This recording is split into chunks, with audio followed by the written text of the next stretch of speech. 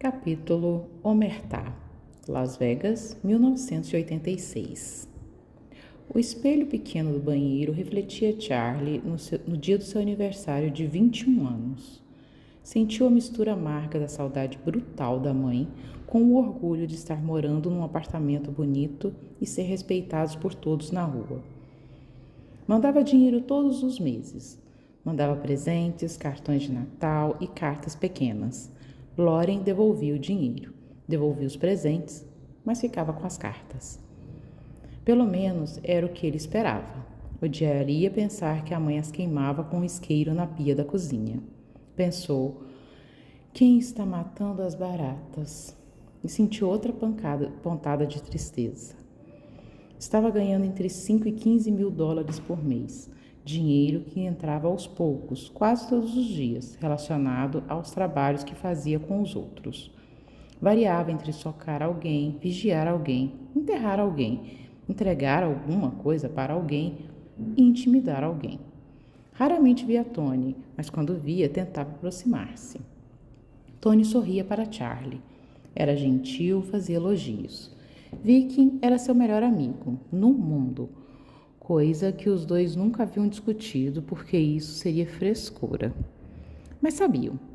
Nos últimos 3 anos, Vicky ensinaram um negócio para Charlie. Oferecia conselhos em voz baixa, desde Charlie, não olhe para um cara da família dessa forma, até não fale em Frank Sinatra na frente de Vinny, ele odeia o cara.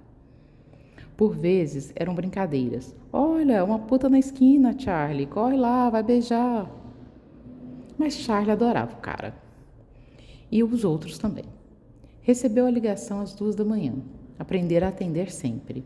Seu trabalho não acontecia das 9 às 5, afinal de contas. Vicky. Fodeu. O Tony está num bar.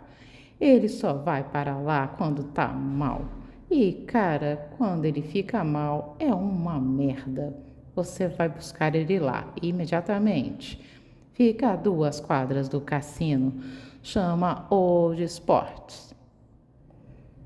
Tipo o Grande Gatsby? Desculpa, tipo o Grande Gatsby? Silêncio. Então, a voz de Vicky. Você é bicha, Charlie? Não, esquece, desculpa.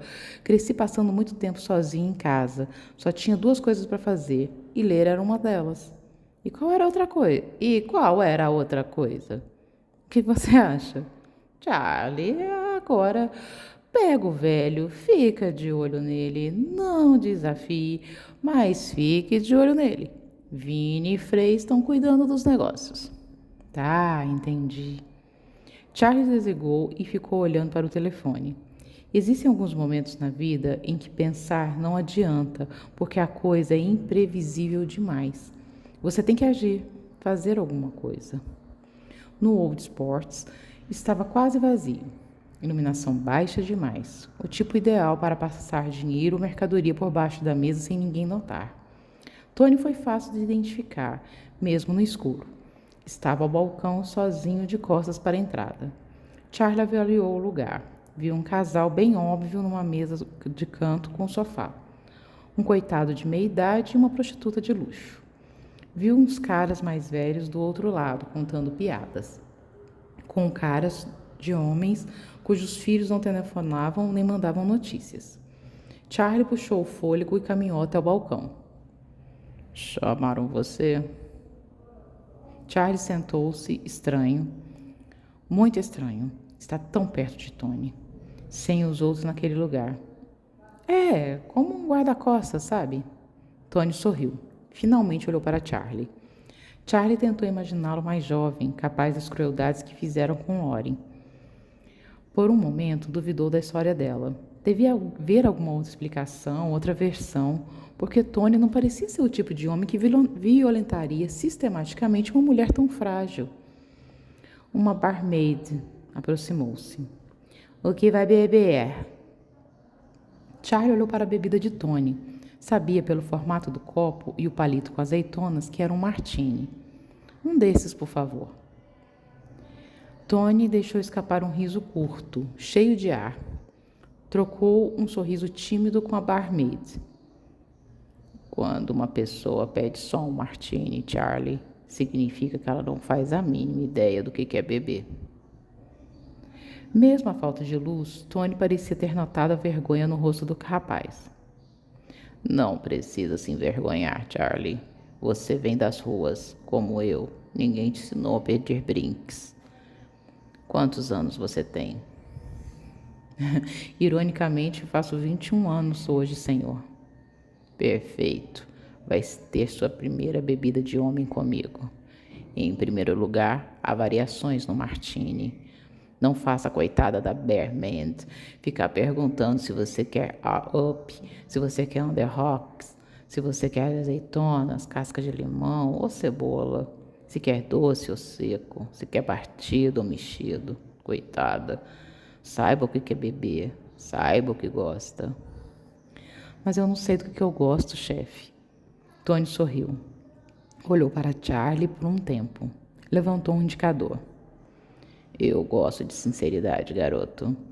Essa confissão te rendeu muitos pontos comigo. Vamos lá. Em primeiro lugar, não peça um martini com vodka. Um martini mesmo é feito com gin. Depois, você tem que tomar decisões. E ele é servido gelado. Então, se você pede on the rocks com pedra de gelo, vai ter uma bebida mais aguada. Pede-se up, direto, sem gelo. E o barman pode gelá-lo de duas formas: mexer no gelo antes de coar ou bater com gelo antes de coar. O segundo método forma bolhas de ar, o que dizem que machuca a bebida. Ela, com certeza, fica um pouco mais arredondada. O James Bond gosta dela batida. Ah, gosta de filme de espiões? Charlie não sabia se era um teste ou se ele estava ficando paranoico. Deu de ombros e disse a verdade, já que aquilo funcionara em alguns segundos antes. Eu li os livros. Tony abriu os braços num gesto tão suave e bem-humorado que Charlie sorriu. Melhor ainda, corajoso e inteligente. Então vai de bonde, Charlie? Ele mordeu o lábio. A escolha de repente parecia tão essencial para sua existência que era como se fosse defini-lo. Sim, vou de batido e não mexido. Ótimo. O quanto de vermute quer no seu coquetel? Muito vermute? Martini é doce, pouco e seco. Pouco, seco. A barman sorria. Tony levantou mais uma vez o indicador. Dessa vez, não para Charlie, e sim para o teto. Azeitonas, casca de limão, cebolas. O que o senhor sugere? Você tem que fazer o seu martini, garoto, não eu. Vai ter tempo, vai poder experimentar um pouco de cada opção antes de escolher. Mas hoje, essa noite aqui comigo, vai tomar o quê? Charlie notou que se sentiu quente debaixo do terno. Procurou a raiva que tinha daquele desgraçado dentro de si e não encontrou. Casca de limão. A barman se puxou de trás do balcão 2 garrafas, medidores e outros apetrechos.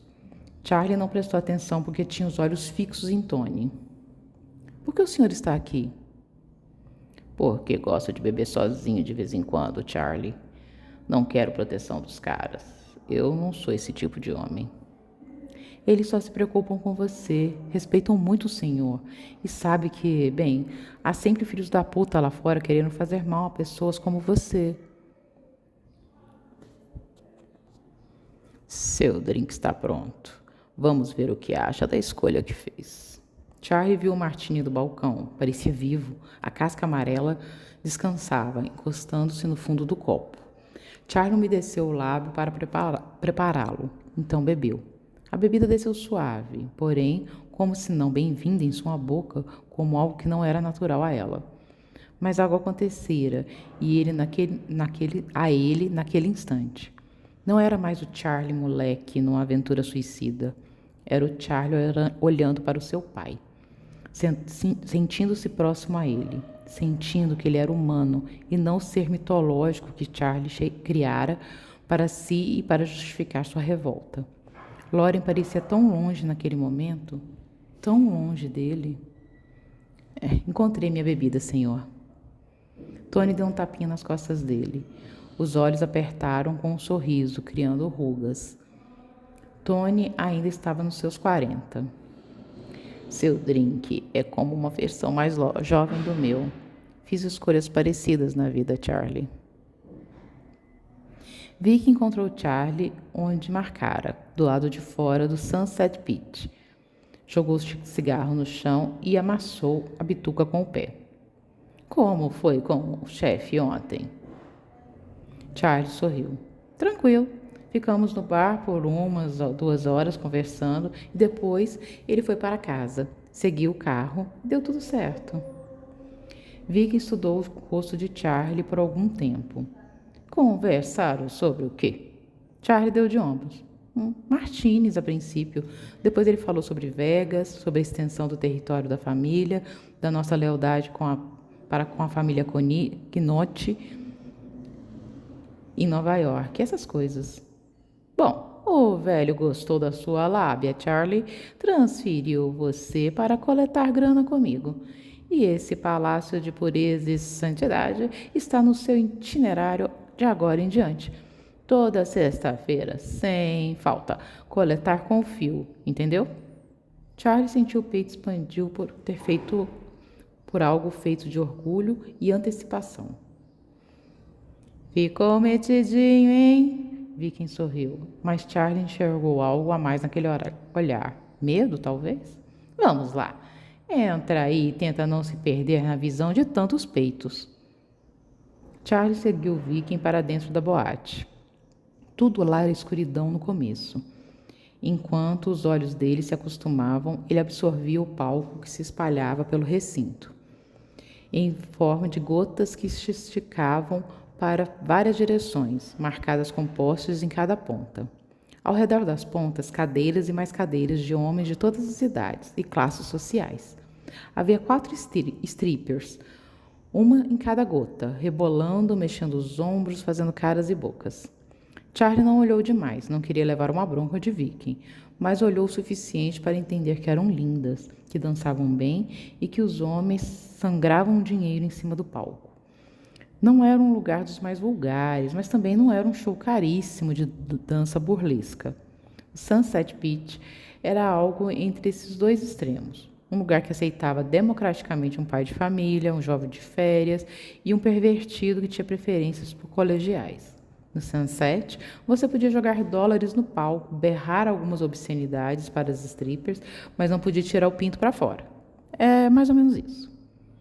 Charlie também percebeu a segurança pesada do lugar. Pararam de andar ao aproximar-se de um cara que tinha a palavra cafetão praticamente tatuada na testa. Camisa de seda colorida, calça apertada no saco, cinto de couro branco, botas de cowboy e cabelo penteado de lado para esconder a careca. Sorriu com o cigarro na boca ao ver Vicky.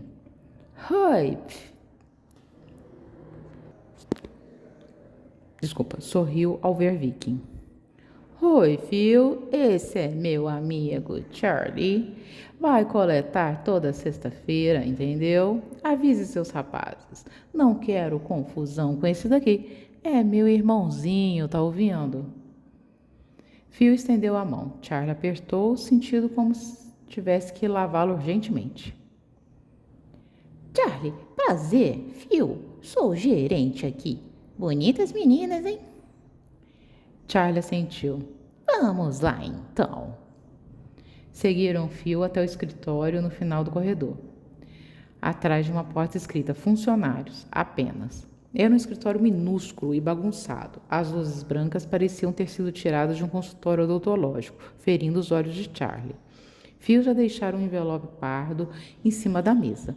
O bolo de notas dentro dele formava um papel lindamente na forma de um retângulo. Phil entregou o envelope para Vicky, que pegou uma caneta grossa e escreveu Pete. Então, o envelope foi oferecido a Charlie. Ele o segurou, amando seu peso, e o abriu. Viu notas num bolo envolto por um elástico, então olhou para Vicky. Viu o gigante dar uma batida leve e amigável no ombro de Phil. Então Vicky empurrou Charlie até a porta. Sentaram numa mesa reservada, perto do palco. Vicky não pediu bebidas. Charlie acendeu um cigarro e o amigo começou a falar. Nunca ficamos no salão. O que estou fazendo hoje é uma exceção. Necessária porque preciso te falar como agir nesse lugar. Faça sempre como eu fiz. Entre, vá direto até Phil, siga-o até a sala dos fundos e pegue o dinheiro. Não toque nele, não conte nada. Marque o envelope como Peach. Coloque-o dentro do paletó e saia. Só isso. Não pare para ver mulheres peladas, não se distraia. Se precisar, bate uma punheta antes de vir, entendeu? Foque no que está fazendo.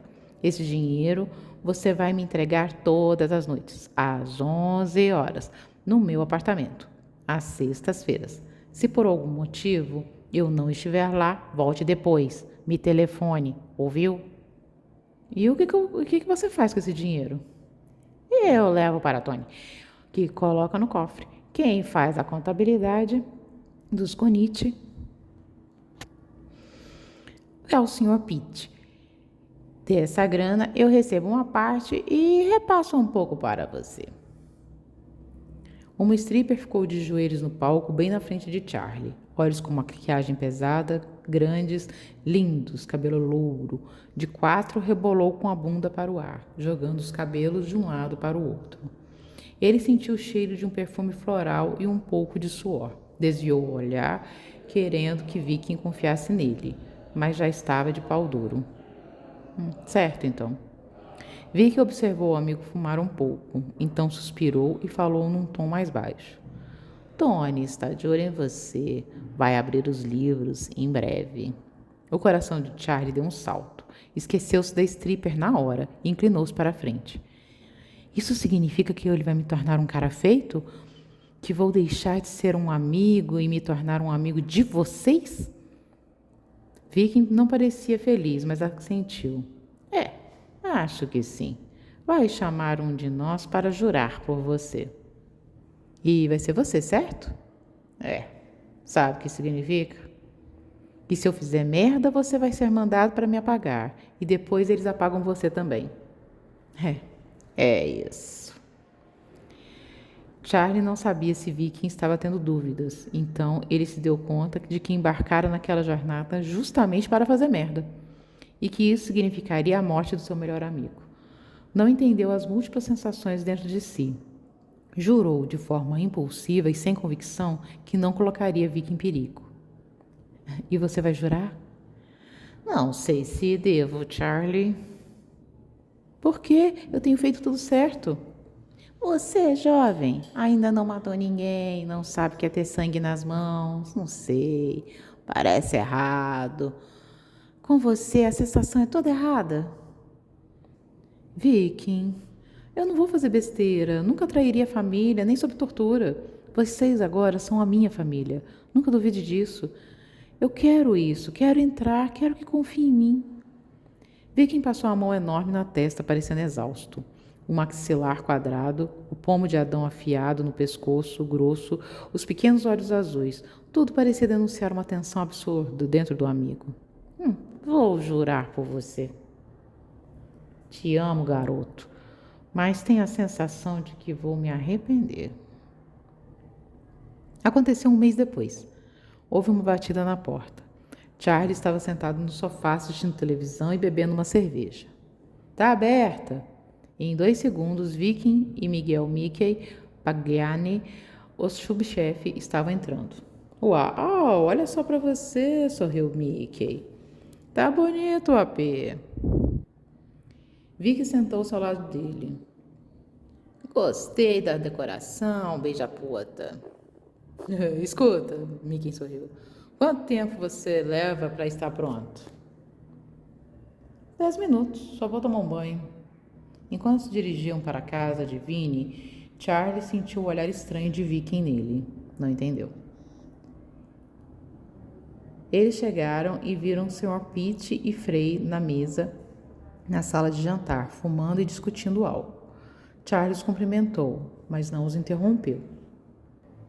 Não ser enxerido havia sido fundamental para conseguir confiança.